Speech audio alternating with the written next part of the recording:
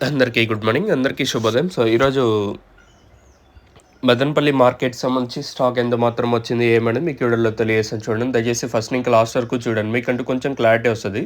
Video అనేది తెలిసిందే మీకు 7 గంటల తర్వాత వీడియో అనేది వస్తది. అదెంత అంటే ఎంత టైం తీసుకున్నా కూడా మామూలుగా 7 గంటల తర్వాత నేను మీకు వీడియో అనేది అప్లోడ్ చేస్తాను. దయచేసి గుర్తుపెట్టుకోండి. సో, ప్రస్తుతానికి అంటే స్టాక్ ఎంత మాత్రం వచ్చింది, ఏమనేది మీకు వీడియోలో తెలియజేస్తాను. ఎగ్జాక్ట్‌గా 7 గంటల వరకు వచ్చిన స్టాక్ ప్రకారం దిగుమతి అనేది ఎంత మాత్రం వచ్చింది, ఏమనేది మీకు వీడియోలో తెలియజేస్తాను చూడండి.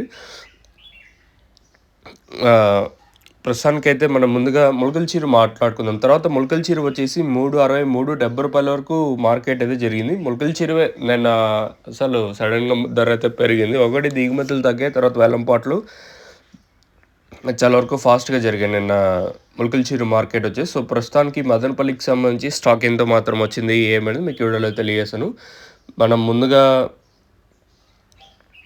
టీవీఎస్ అలాగే కేజీఎన్ మండి లైన్‌లో మాట్లాడుకుంటే, ఈ లైన్‌లో దిగుమతి సేమ్ టు సేమ్ నిన్నట్లాగే ఉంది. నేను దిగుమతి పెరుగుతుంది అనుకున్నాను. దిగుమతి ఏం పెరగలేదు. తర్వాత వచ్చేసి ఓవరాల్‌గా లైన్ మొత్తం మాట్లాడుకుంటే దిగుమతి ఏం పెద్దగా మార్పు అయితే లేదు. ఒక 5-10% కొంచెం అటు ఇటుగా ఉంటుంది. మరి రేట్లు అనేది ఏ విధంగా ఉంటాయో చూడాలి. నిన్న కూడా చిన్న క్రేట్లు ఫస్ట్ యాక్షన్ వరకు రూ. 200 వెళ్ళాయి. తర్వాత పెద్ద క్రేట్లు వచ్చేసి ఆహ్, రూ. 280 వరకు నిన్న మార్కెట్ జరిగింది పెద్ద క్రేట్లు. మరి ఈరోజు ఏం రేట్లు ఉంటాయి, ఏమనేది చూడాల్సి ఉంది. దిగుమతి కూడా ఏం పెద్దగా మార్పు అయితే లేదు. సేమ్ టు సేమ్ నేట్లాగే ఉంది దిగుమతులు వచ్చేసి.